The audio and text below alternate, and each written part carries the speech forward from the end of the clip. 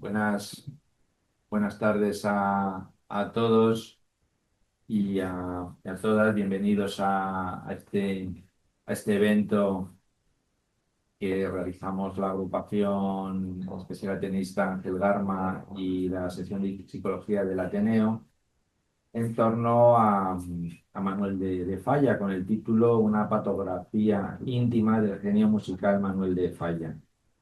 Dar la bienvenida y agradecer especialmente a Francisco Muñoz Martín, nuestro conferenciante que está con nosotros, a Belén Rico, la presidenta ejecutiva de la agrupación Ángel Garma, y decirles que la verdad es que Manuel de Falla es realmente uno de los grandes creadores de la música española, europea y del siglo XX. Por eso está hablando con Francisco Muñoz, que se conmemoran los 150 años, y la verdad que en el Ateneo podamos tener este evento, pues creo que era algo totalmente pertinente. El propio título que nos trae hoy Francisco, La patografía íntima de este genio musical, Manuel de Falla, nos propone, pienso, acercarnos no solo a la dimensión artística, ¿no?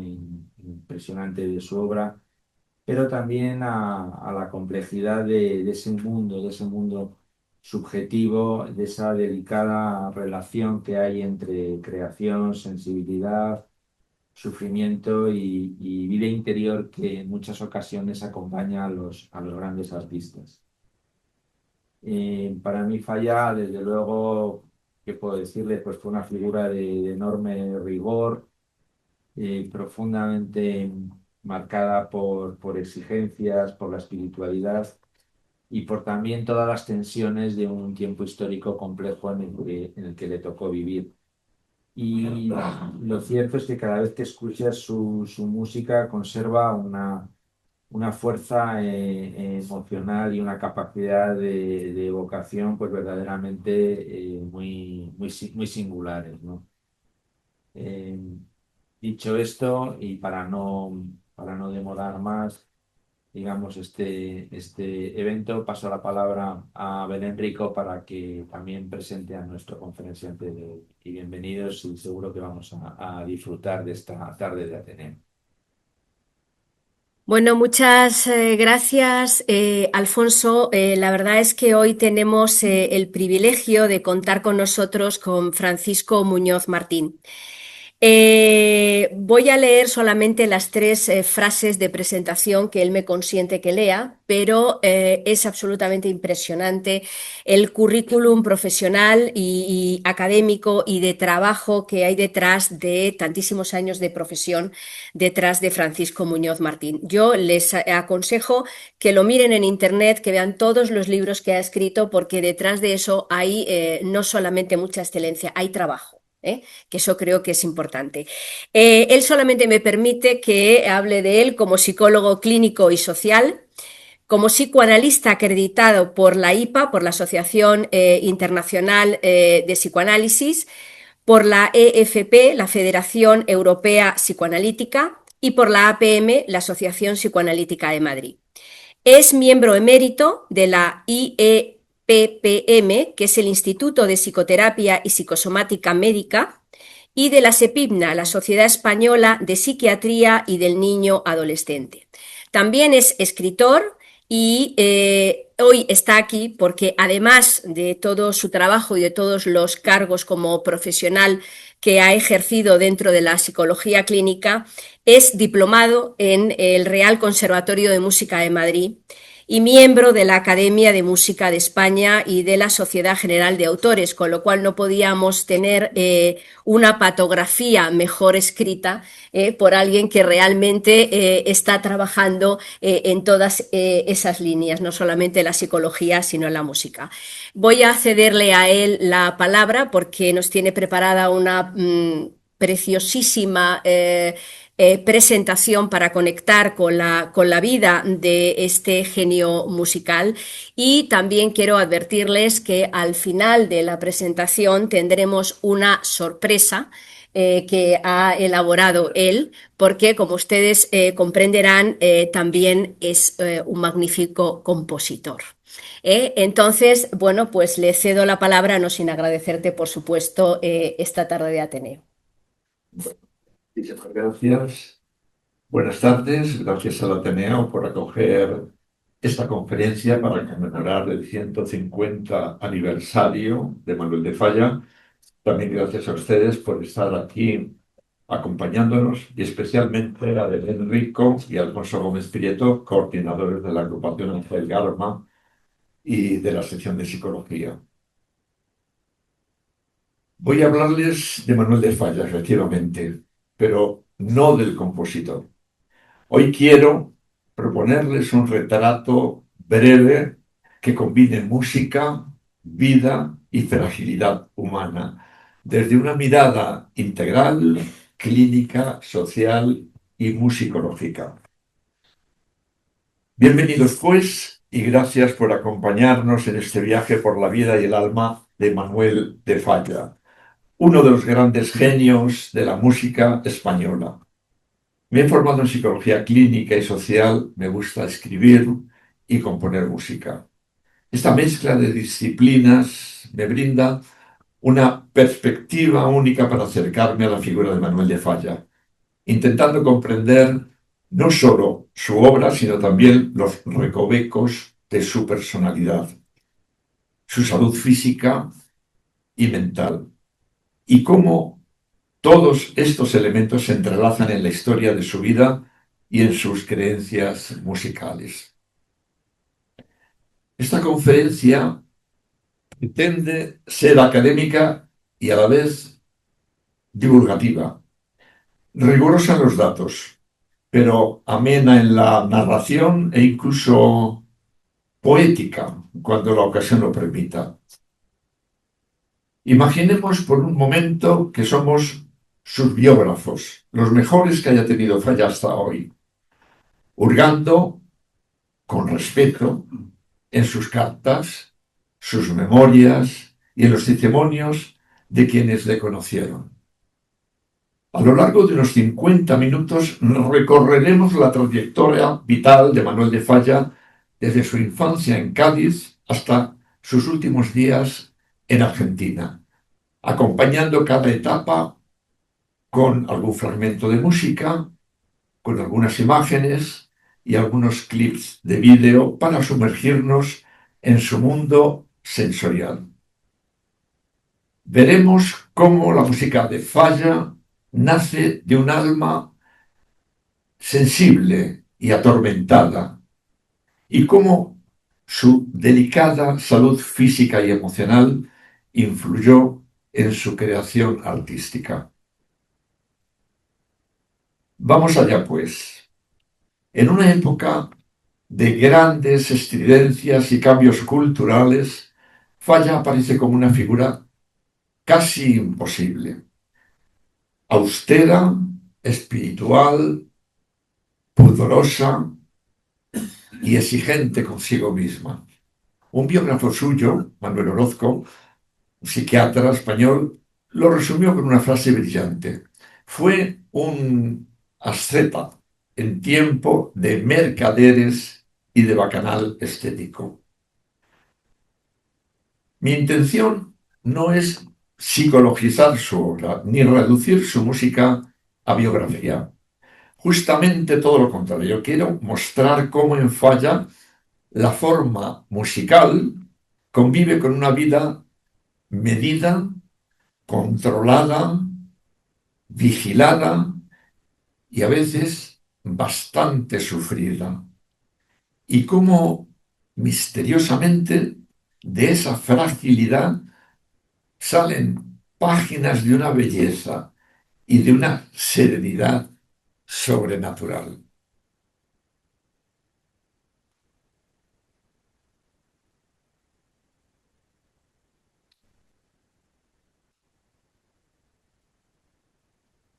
Es Falla, supongo que le habéis visto alguna vez aquí tocando el piano.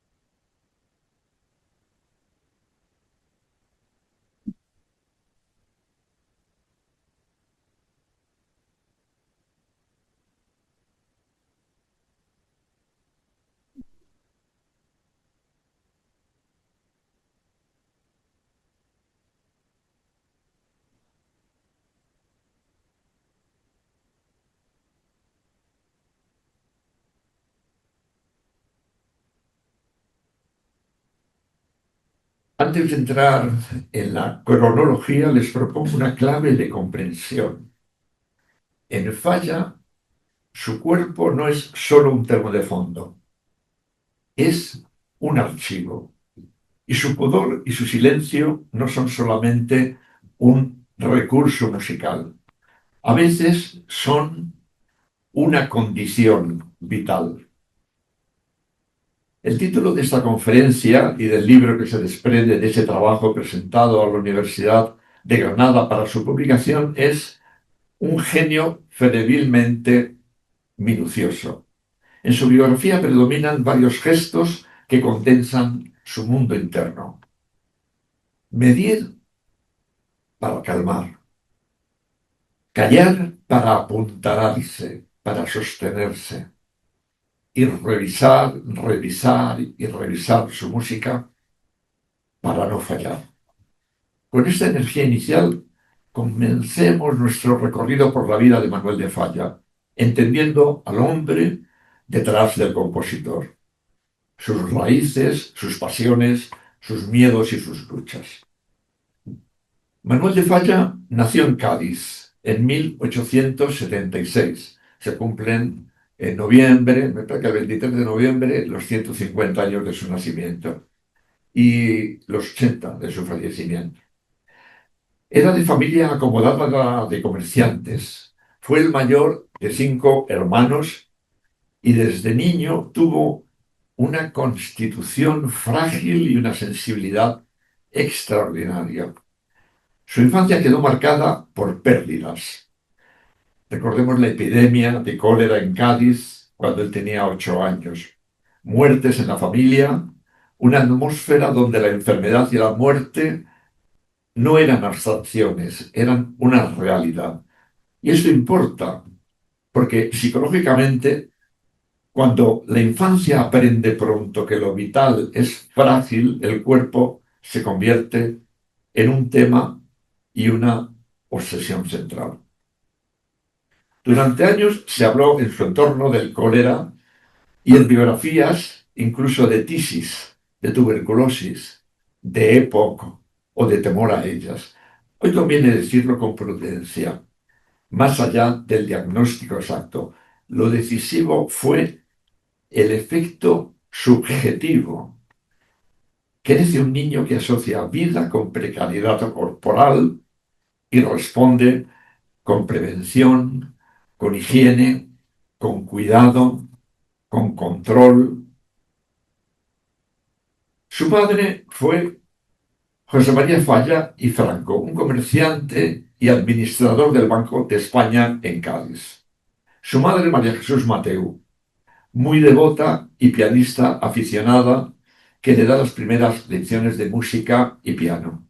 En tertulias de amigos se escucha a Haydn, a Beethoven, a Gounod, y a los 9 años toca en público con su madre música sacra. Hay algo bellísimo ahí. El niño frágil empieza a organizar su mundo interno, un mundo de música. Y sobre todo está la morilla, su nodriza, que le da de mamar con canciones de cuna y coplas andaluzas.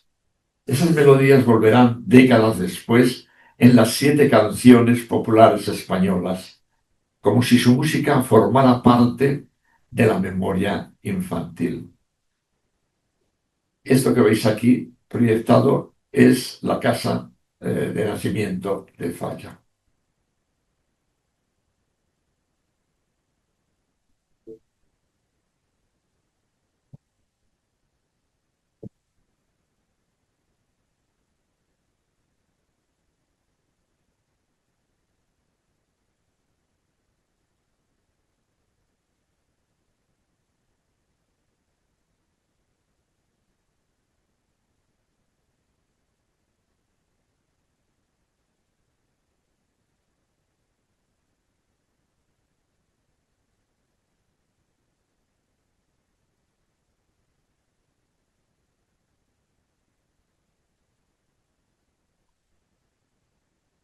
A ver qué se ha ido.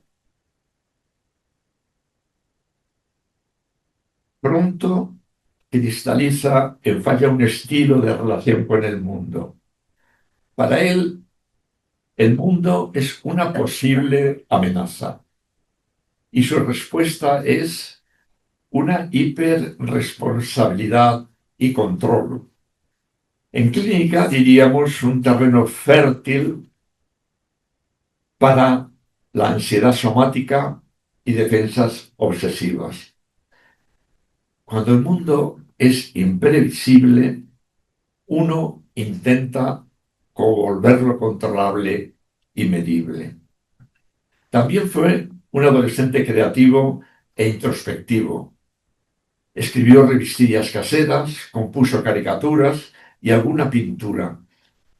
Recordar la copia de la imagen de la Virgen María con el niño Jesús. Luego en el debate podríamos entrar un poco más en cosas importantes de su vida familiar, si os interesa. Y quizá entonces su personalidad era ya una mezcla de timidez, melancolía y gran autoexigencia. En 1987, a los 21 años, se instala en Madrid. Estudia, trabaja, da clases de piano para sostener a su familia, se forma en el Real Conservatorio y aprende piano con José Tramó. Obtiene premios, pero era muy disciplinado. Nada de hombre bohemio. Utilizaba un gran método, un gran rigor y tenía un ascetismo precoz. Compone, intenta zarzuela, no le gusta y por fin llega La vida breve, premiada en 1905, pero sin estreno en Madrid. Un revés burocrático, una frustración enorme. Y en lo íntimo un desengaño amoroso. Un amor no correspondido por su prima que le deja una huella emocional y sentimental. Aquí aparece un punto delicado. Sería un error convenir esto, o convertir esto mejor, en una novela psicológica de causa y efecto. Pero sí podemos decir algo.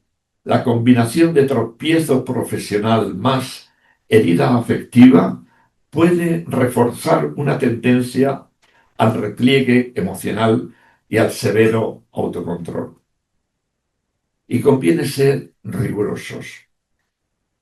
Celibato, pudor o religiosidad intensa no prueban orientación sexual. No lo voy a negar. Pero sí que permiten una cosa, una economía del deseo, desde el afecto y la pulsión, quedan bajo una instancia moral severa. He construido unas viñetas imaginarias, fragmentos de un posible psicoanálisis de Manuel de Falla, que me perdone. En aquel momento el psicoanálisis no existía. El primer psicoanalista fue Ángel Garma en España. Freud ya estaba publicando, pero era más un movimiento cultural que no clínico. Y todos los problemas que presentó de salud y mentales fueron tratados de manera médica.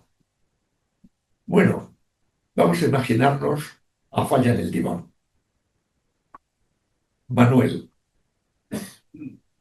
dice, doctor, no me ocurre nada grave, solo una vergüenza constante. me distraigo, me equivoco. Y la música me salva, pero también me juzga. Analista. ¿Y qué juzga de usted, Manuel? Que no soy digno, que si me abandono me ensucio, que si cedo pierdo lo mejor. Analista. Entonces quizá el problema no es solo el amor que no pudo ser, es el juez, el tribunal que quedó dentro. ¿Y si el piano fuese, además de refugio, una forma de mantener a raya lo que no soporta sentir? Aquí aparece una clave: la revisión continua, la depuración, el ascetismo, que no son solo estilo personal, son ética religiosa y cívica, y a veces también mecanismo de defensa.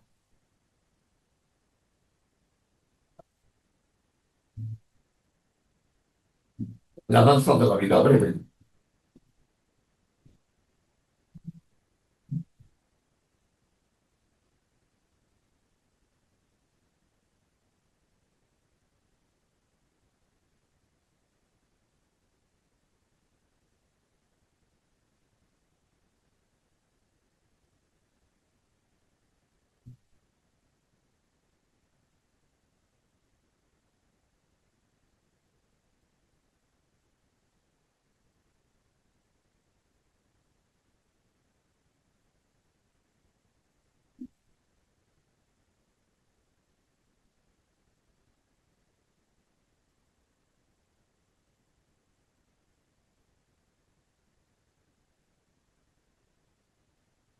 A los 31 años, en 1907, París, ciudad de la luz. Encuentro con Debussy, con Ravel, con Dukas, con Stravinsky, con Viñes, y recibe un consejo de Debussy. Sé tú mismo, mira tu música autóctona. Y Falla encuentra su voz, española y moderna. La vida breve por fin se estrena, pero fuera de España. Y Noches en los jardines de España toma forma ya en París. París le da prestigio, pero no lo convierte en un típico bohemio. La austeridad sigue. Y aquí un detalle clínico existencial: la relación entre ansiedad, hábito y respiración. Falla fuma mucho. El tabaco se utiliza como calmante nervioso. Años después, la respiración se vuelve frontera. Y esto es importante, porque en música respirar es frasear, sostener, callar.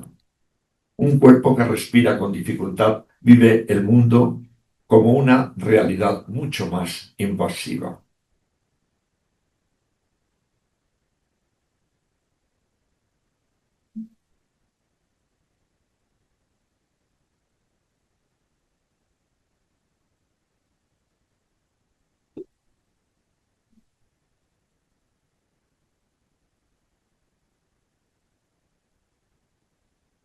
Manuel de Falla, músico y compositor.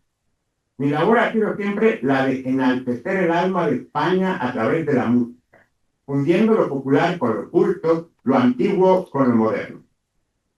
Obras como El amor brujo o El sombrero de tres picos no son meros sonidos, sino expresión de nuestra tierra y su esencia. Os invito a escuchar, a sentir y a hallar en ellas lo eterno, aquello que sigue vibrando en el espíritu de quien se acerca con pasión. Esto me lo encontré buscando entre los libros un trabajo que han hecho con Ian, y me pareció interesante traerlo para conocerle casi en directo, como si estuviera vivo. Bueno, a los 38 años, en 1914, regresó a España. Le pilló la Primera Guerra Mundial y él, con muchos otros artistas, escritores españoles, volvieron a España. Y llega para él una década prodigiosa. compone El amor brujo, El sombrero de tres picos, En el círculo con Lorca, en Granada, el concurso de Cante Jondo, luego el retablo de Maese Pedro, también el concierto para clave, etc. Aquí quiero detenerme en una idea musicológica que también es clínica. Hay un control que actúa como cincel genial, que mejora la forma, y también sigue habiendo un control que actúa como tribunal interno, que paraliza. El amor brujo, pensemos en la danza ritual del fuego, luego la oiremos. El control se afila. El ritmo obsesivo no es solo obsesión patológica, es además fuerza estética. Es una gran hoguera que purifica.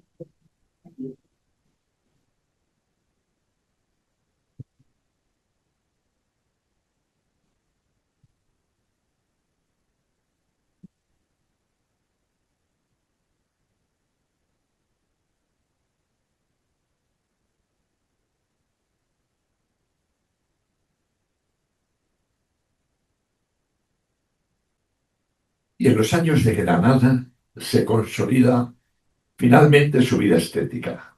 Ascética quiere decir. Frugalidad, devoción, retiro. Y esto no es postureo, es una economía vital. Y en esa economía la música se vuelve cada vez más depurada, más severa, más necesaria. La reacción es el retiro radical. Oración, silencio, clausura y algo crucial. El golpe psíquico se traduce en algo como un golpe somático. Aparecen agotamiento, pérdida de apetito, debilitamiento, complicaciones médicas dolorosas y limitantes. No voy a fijar aquí etiologías de forma contundente. Lo que importa es el dato humano. El cuerpo, ya frágil, se vuelve aún más vulnerable y exigente. Y entonces empieza a componer la Atlántida, su obra total, su proyecto de décadas. Esta obra se vuelve también una tarea casi imposible de sostener con continuidad. Otra viñeta psicoanalítica imaginaria, una sesión de posguerra sobre la Atlántida. En el diván, Manuel dice: doctor, Atlántida no es una obra, es una obligación. El analista le dice, ¿obligación? ¿Con quién? Manuel, con Dios, con España, con mi madre, con los muertos. Analista, eso no parece una obra musical, parece más un altar. ¿Y si terminara imperfecta? Manuel, entonces yo sería imperfecto. Y con eso no puedo. Aquí el control ya no es cincel genial, es temor, límite y juez interno. Y ese ritual no puede explicar la genialidad, pero sí el sufrimiento y el bloqueo del cerrojazo, la clausura. A continuación viene Argentina. En 1939, ya con 62 años cumplidos, llega a su exilio. Buenos Aires primero, luego Córdoba, finalmente Altagracia. Su casa, Los Espinillos. Su vida, una vida rutinaria en compañía de Carmiña, su hermana del alma. Y su composición final, Atlántida, continúa con trompicones. Y llegamos al símbolo perfecto de su etapa final, el termómetro. En sus últimos años registra su temperatura de modo sistemático, como si pudiera vigilar la frontera exacta entre control y amenaza. Ese cuaderno de anotaciones conservado en la Fundación Manuel de Falla es conmovedor, no solo por lo médico, sino por lo humano. Es el gesto de alguien que intenta poner números donde hay un miedo franco a la enfermedad, a la vulnerabilidad, a la imperfección, a la muerte. Y sin embargo, ese mismo hombre que ahora, a su tercera edad, mide cada décima de fiebre, fue capaz de escribir músicas extraordinarias donde el tiempo parece suspendido con una serenidad sobrenatural. Última viñeta psicoanalítica imaginaria, ya en Altagracia, como un cierre ético. Manuel, hoy he vuelto a medirme la temperatura, como siempre. Analista, ¿qué busca medir? Manuel, paz interior, controlar la enfermedad. Analista, pero la paz interior no está solo en controlar la vida con números, está en poder vivir, en respirar, en imaginar y crear obras, aunque no sean perfectas. Manuel, ¿y si no puedo? Analista, entonces su música ha vivido y vive por usted. Ha convertido su miedo en formas sublimes. ¿Podría seguir viviendo ahora con gestos más humildes y pequeños? ¿Podría seguir viviendo sin sentirse tan exigido, tan vigilado? Manuel de Falla muere en 1946, de manera apacible, en su cama mientras duerme. Y nos queda su obra condensada, genial, recta, íntegra y honorable. Vamos a escuchar la voz de Manuel de Falla desde Argentina, que está registrada en el archivo Manuel de Falla. Y luego la sorpresita final.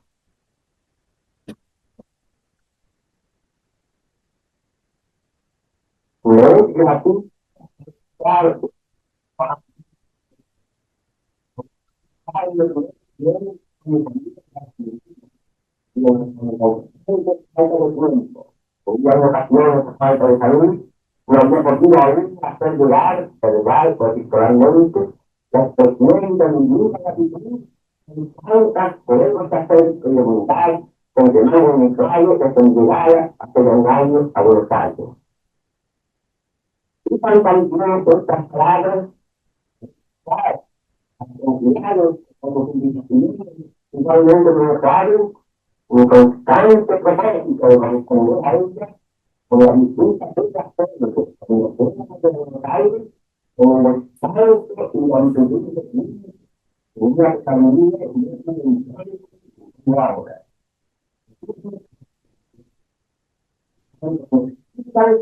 Ahí,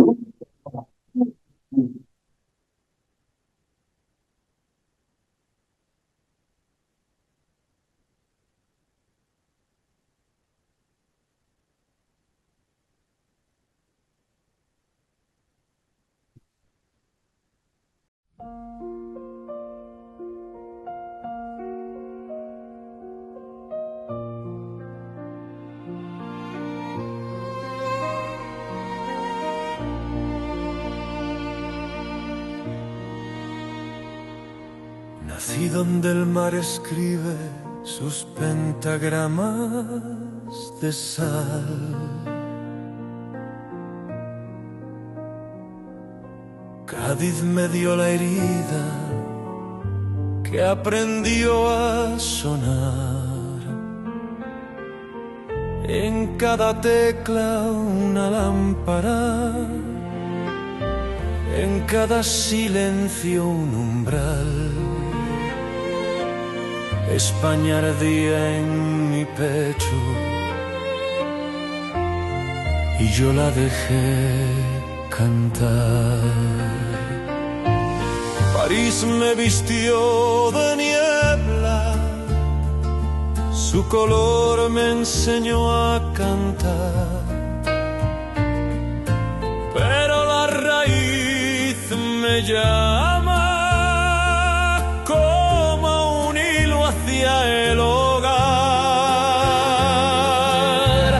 Clave de sal y sombra, la llama no se apagará.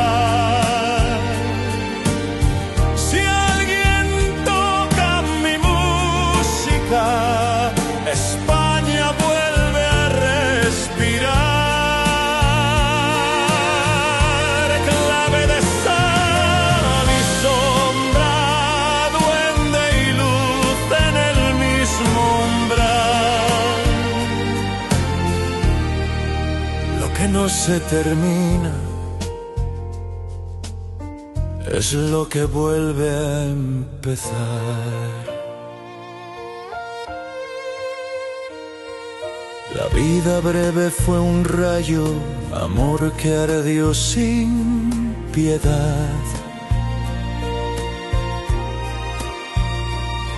Y en noches de jardines, la noche se hizo cristal.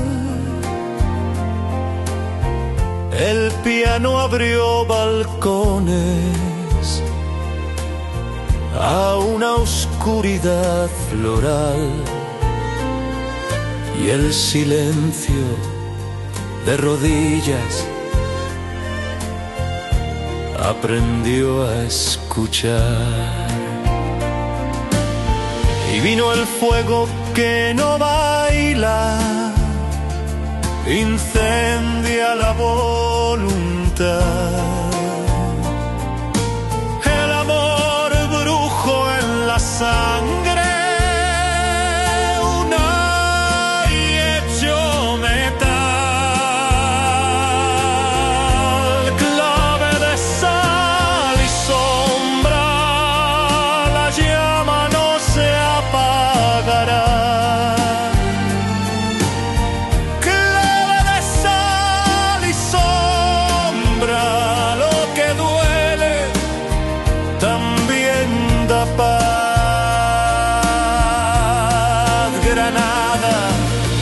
silencio blanco, un clave, reloj de luz y el exilio, otra respiración, pero el pulso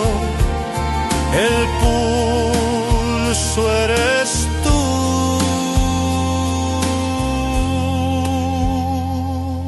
Atlántida quedó abierta, puerta al mar sin final. Hay obras que no se cierran porque nacen para regresar. Clave de sal y sombra, la llama no se apagará. Si alguien toca tu música, España vuelve a respirar.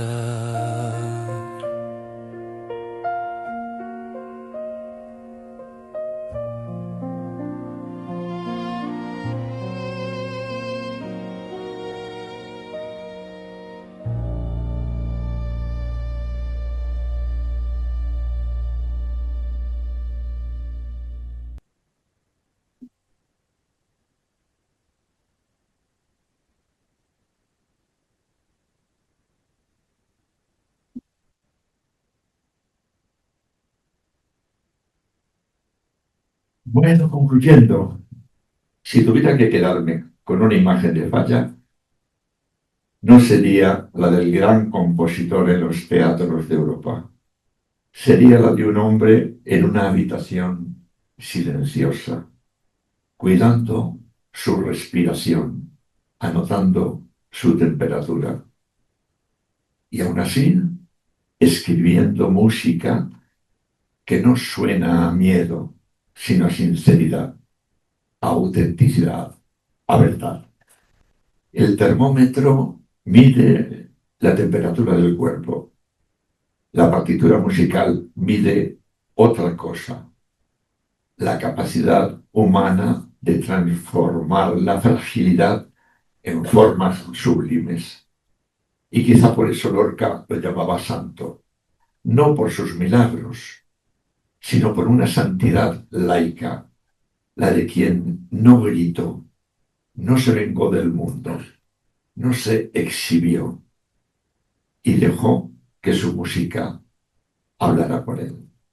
Muchas gracias.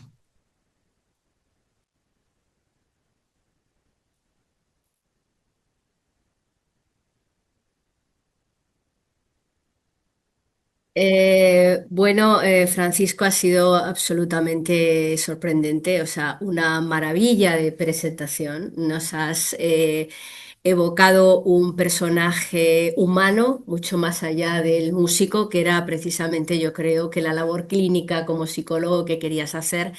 No obstante, permite que te vuelva a felicitar de nuevo porque la última composición que hemos visto magníficamente interpretada por un amigo tuyo, esa música es tuya. ¿Eh? Con lo cual, qué maravilla poder recibir en el Ateneo hoy a un humanista, porque a mí eso me parece ser humanista, no solamente psicólogo clínico. Bueno, pues cualquier persona del público que quiera hacer cualquier pregunta o tenga alguna duda sobre la historia que ha contado Francisco, que yo estoy segura de que cuenta con muchísimos más datos, pero ha intentado ajustarse a un horario determinado, pues estamos abiertos. Hay mucho escrito sobre Falla eh, y bueno, mucho está en el archivo de Falla, pero también han escrito muchos autores libros, biografías sobre él.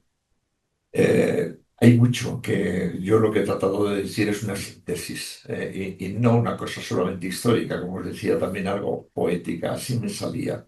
Pero hay muchas cosas para interrogarnos sobre Falla. Y ya no solamente desde el punto de vista musical, sino desde el punto de vista humano. Vivió tres guerras. La Primera Guerra Mundial, la Guerra Civil y la Segunda Guerra Mundial.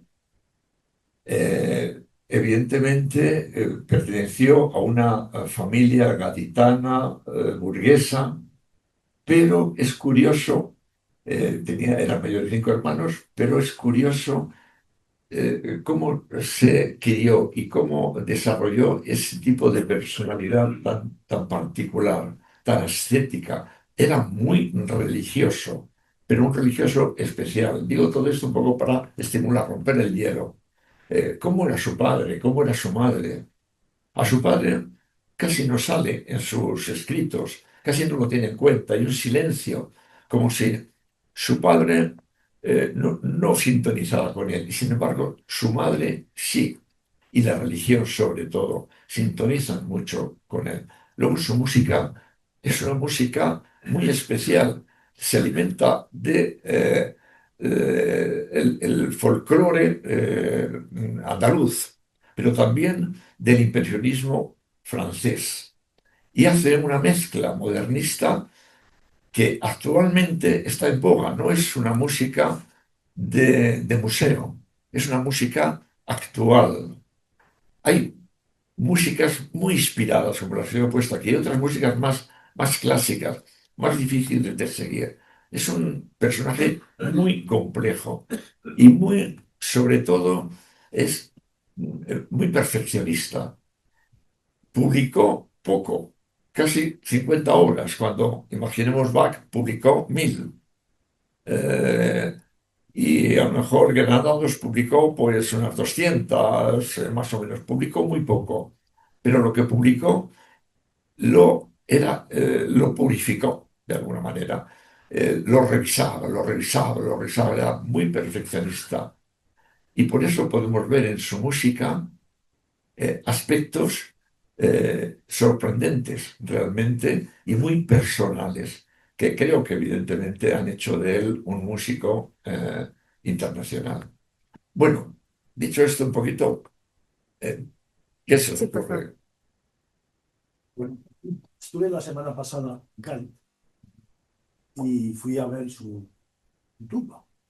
Está enterrado allí y me sorprendió que estaba enterrado la placa que ha salido ahí en un momento en una foto, en el mismo sitio que Pemán. Están Sí, Maya y Pemán. Entonces yo siempre había pensado que como se fue de España al acabar la guerra, tuvo amistades con Lorca, que era un hombre más bien, digamos, a la izquierda. Y está enterrado con Pemán, que es claro, todo lo contrario. claro. ¿En qué año lo enterraron allí en la Catedral de Cádiz?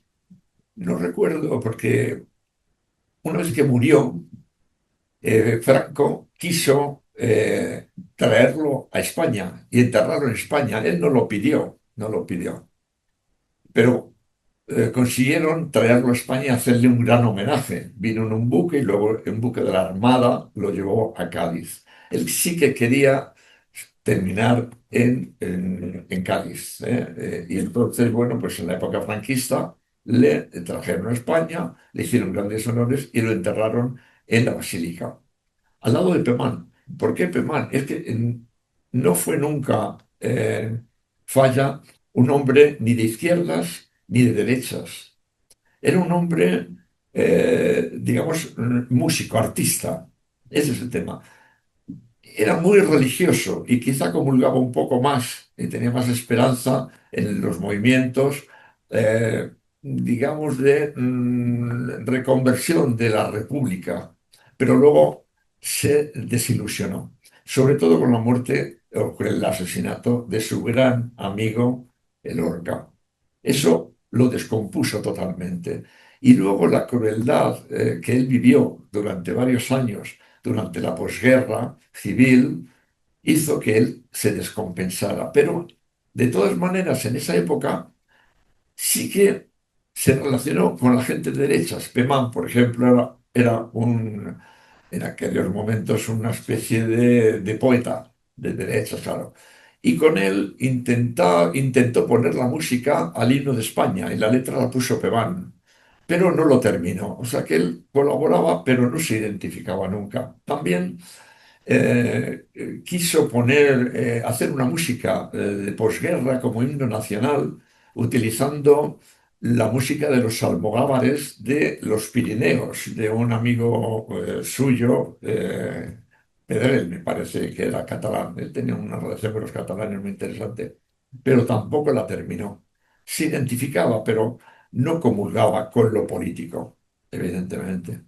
Entonces, bueno, pues como respuesta, el año yo supongo que se murió en 1946, sería un año o dos después, evidentemente, en época franquista, cuando lo trajeron aquí. Eh, y bueno, ya digo, el tema de la tumba y el tema de su religiosidad es una cuestión muy particular que les invito a que, si tienen posibilidad, investiguen, porque ilustra mucho acerca de la personalidad, no tanto de las composiciones, un poquito más en Atlántida.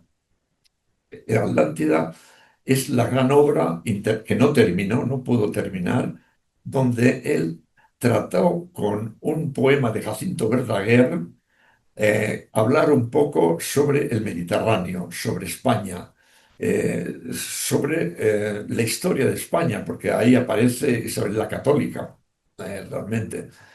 Pero era como su testamento, pero no consiguió terminarlo. Hafler lo terminó y luego se ha estrenado, ¿no? Y es una música, una cantata escénica, pero con unas armonías extraordinarias, pero pesada, muy pesada de seguir, evidentemente. No tiene la riqueza del Amorujo, del sombrero de tres picos, de la danza de la vida breve, etcétera, etcétera. Es curioso, realmente, como al final se volvió muy asceta, muy introvertido realmente, muy perfeccionista. Y yo creo que si pasa o ha pasado, ¿no?, a la posteridad, ha sido por las obras inspiradas cuando estuvo en Granada, fundamentalmente.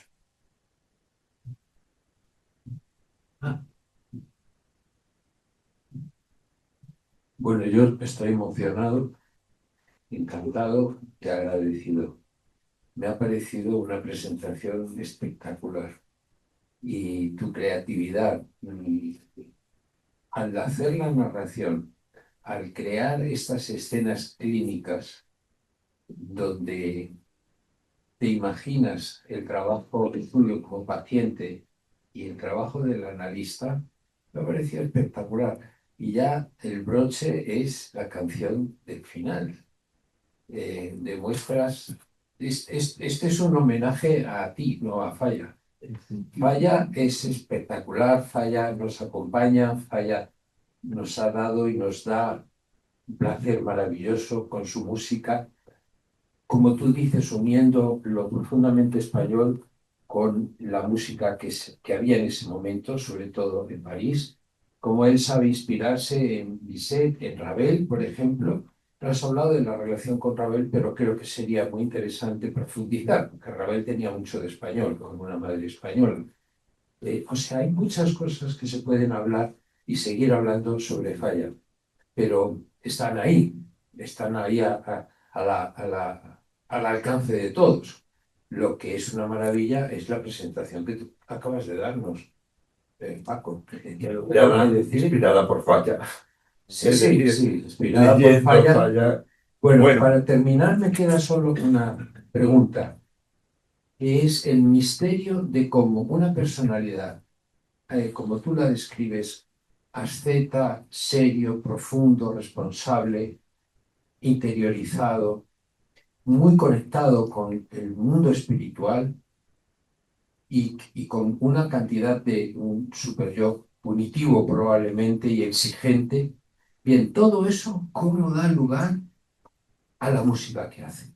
Ahí hay un vacío, como siempre ocurre con las grandes producciones artísticas, hay un vacío de absoluto misterio, porque gente como él hay mucha.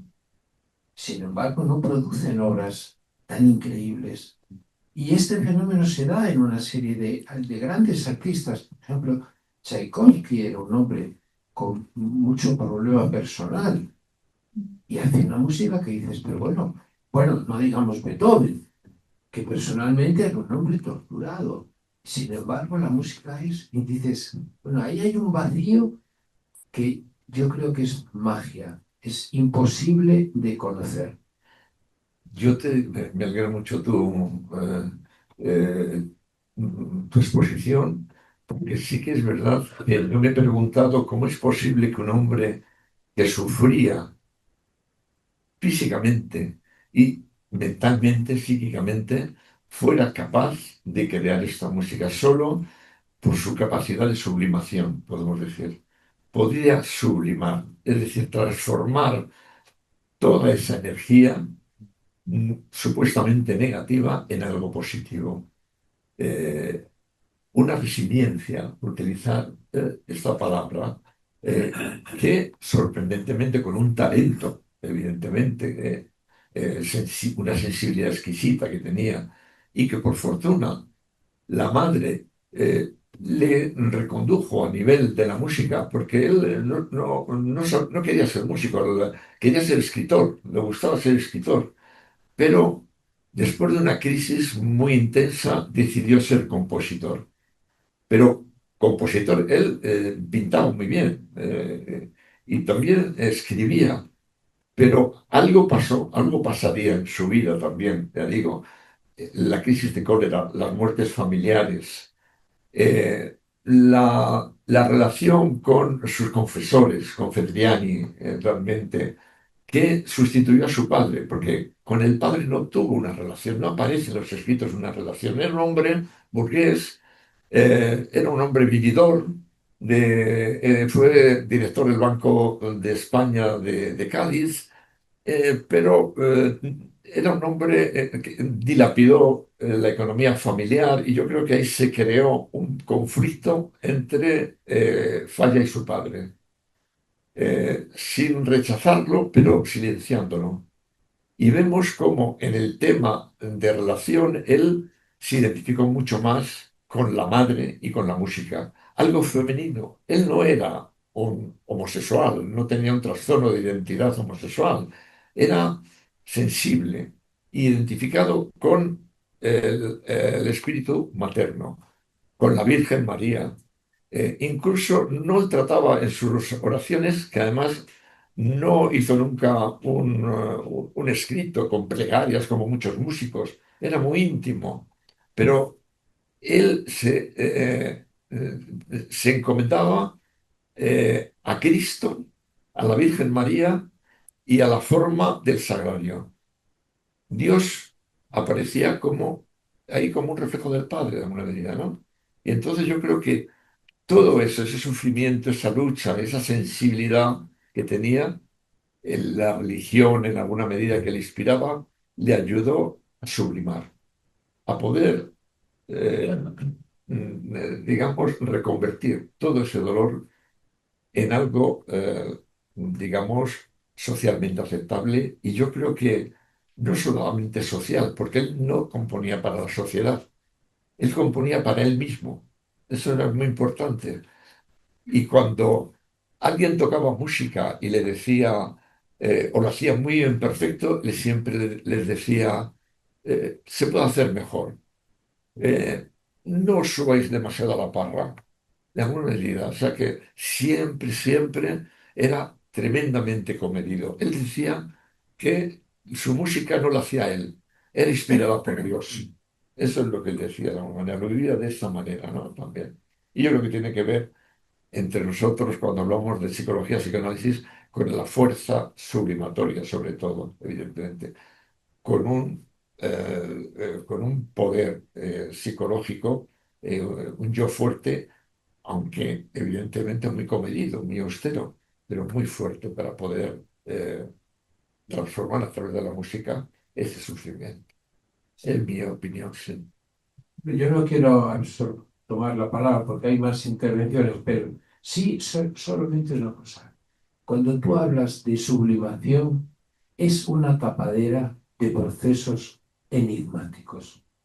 Hablamos de sublimación, nos quedamos tan ansiosos, pero nos quedamos totalmente insatisfechos porque sabemos que no entendemos qué está pasando. Y yo creo que entonces tenemos que aceptar que hay enigmas que son indescifrables. Y vivir con enigmas, no se puede saber todo, no somos capaces de descifrar los procesos humanos que nos superan con mucho y tenemos que aceptar humildemente que hay auténticos vacíos, enigmas, misterios. Los llamemos como los llamemos, da igual, son misterios. Sí, yo creo que la palabra sublimación se queda escasa. Estoy contigo.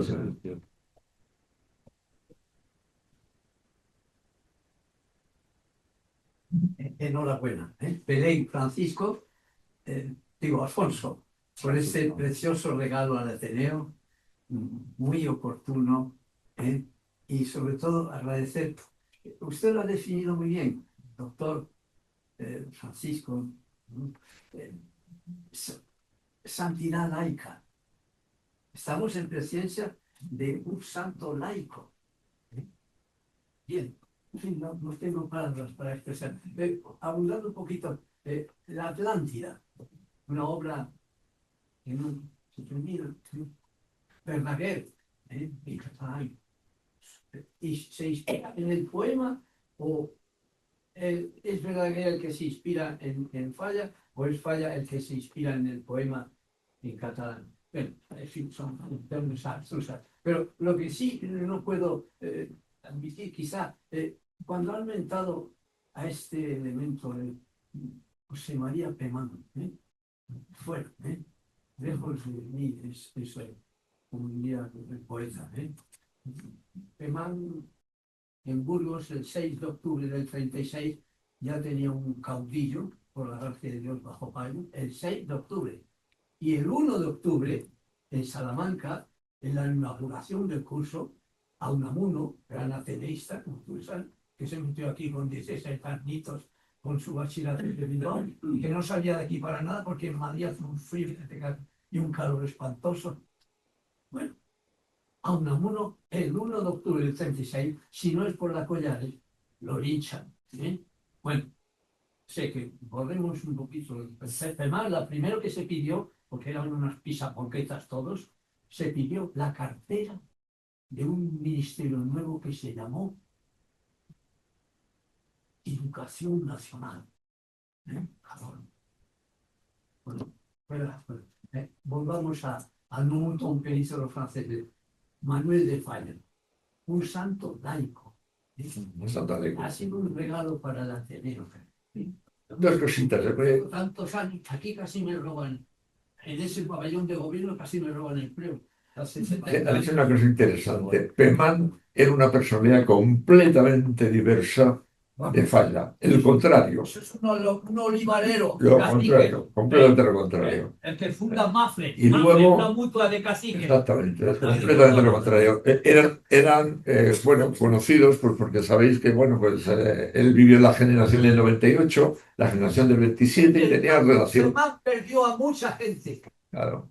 Lorca, Granados, Debussy, Ravel, Maurice Ravel, una pieza dificilísima de Ravel, me lo dijo a mí Leopoldo Querol, un gran catedrático. Bueno, era un hombre del régimen, por así decir, y un oportunista y tal. Bueno, pues eso. Y sé que Querol era un gran pianista, y me dijo a mí, la pieza más difícil de Ravel se llama Gaspard la Nuit. Ahí hablando de la inspiración, Falla, creo, si no me equivoco, se inspiró en Jacinto Verdaguer, en Les Pyrénées, que es esa obra que él, ese gran poema en catalán. Qué curioso, porque él lo leía en catalán. Yo creo que Verdaguer era monseñor, era, como se dice en catalán, era un cura catalán. Santipetri. En el año 29 es la obra. En el 30, Falla se acerca a Santipetri para ver allí dónde estuvo la Atlántida, las torres de Hércules. Todo eso está ahí debajo. ¿Verdad que es una cosa de la leche? Como ves, da mucho juego. Da mucho juego. Bueno, pues creo que así poco a poco pues ya estamos en las 8:30. Entonces creo que vamos a proceder a cerrar. Le voy a pasar la palabra al presidente de la agrupación, Alfonso Gómez, para que haga el cierre, no sin antes volverte a agradecer de nuevo una presentación que ha sido, yo creo que has podido ver también el pulso del público, es decir, una presentación de verdadera tarde de Ateneo, esas que nos gustan a nosotros y aquí, bueno... no haya puntos. La sala está muy llena y los ateneístas de mayor cantidad de años aquí pudiendo presenciar muchísimos modelos de conferencia, creo que están repitiendo que habrá que volver a repetir más conferencias parecidas porque ha sido verdaderamente un deleite, no solamente en la profundidad de lo que ha contado, sino la estética de cómo ha sido contado. Así que muchísimas gracias, puertas abiertas del Ateneo siempre, por supuesto, no es la primera vez que nos encontramos aquí, no va a ser la última, y le paso la palabra a Alfonso. Bueno, Francisco, solamente, bueno, yo también me he quedado impactado, ¿no? Por esta bellísima presentación que nos has hecho, ¿no? Donde has combinado, digamos, el arte, la creación y ese final que te felicito de tu creatividad. Y como ya está muy rico también el diálogo y estoy con Manuel, ¿no? En algo que yo estaba pensando y efectivamente, o sea, la verdad se queda como corta la...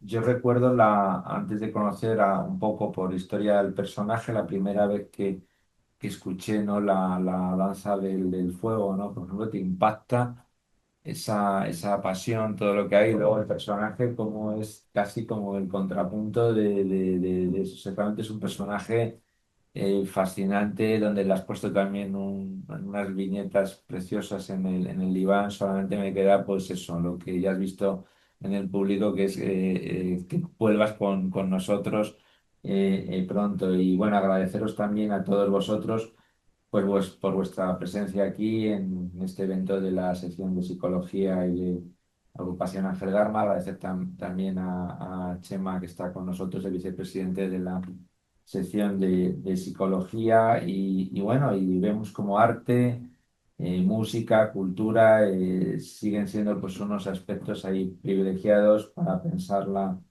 condición humana y también el sufrimiento, ¿no? Porque también ha aparecido ese sufrimiento también, ¿no? Psíquico, ¿no? De alguna manera, cómo se pueden no elaborar, qué bien nos lo has transmitido, Francisco. Y bueno, y deciros a todos vosotros, pues que aquí tenéis, por supuesto, en la agrupación, en la sección de psicología, vuestra casa, y que os esperamos en otros más eventos que sigamos realizando. Gracias y hasta pronto.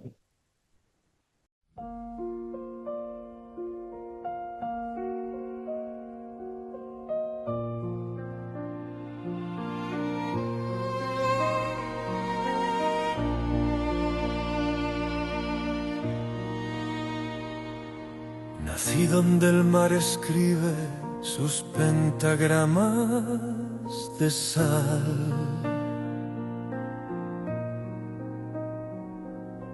Cádiz me dio la herida que aprendió a sonar. En cada tecla una lámpara, en cada silencio un umbral. España ardía en mi pecho y yo la dejé cantar. París me vistió de niebla, su color me enseñó a cantar, pero la raíz me llama como un hilo hacia el hogar. Clave de sal y sombra, la llama no se apagará. Si alguien toca mi música, España vuelve a respirar. Clave de sal y sombra, duende y luz en el mismo umbral. Lo que no se termina es lo que vuelve a empezar. La vida breve fue un rayo, amor que ardió sin piedad. Y en noches de jardines la noche se hizo cristal. El piano abrió balcones a una oscuridad floral. Y el silencio de rodillas aprendió a escuchar. Y vino el fuego que no baila, incendia la voluntad. El amor brujo en la sangre, una y hecho metal, clave de sal y sombra, la llama no se apagará. Clave de sal y sombra, lo que duele también da paz. Granada, silencio blanco, un clave, reloj de luz y el exilio, otra respiración, pero el pulso eres tú.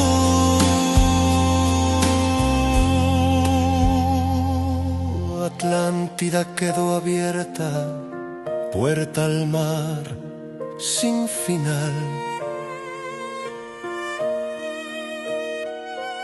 Hay obras que no se cierran porque nacen para regresar. Clave de sal y sombra, la llama no se apagará. Si alguien toca tu música, España vuelve a respirar.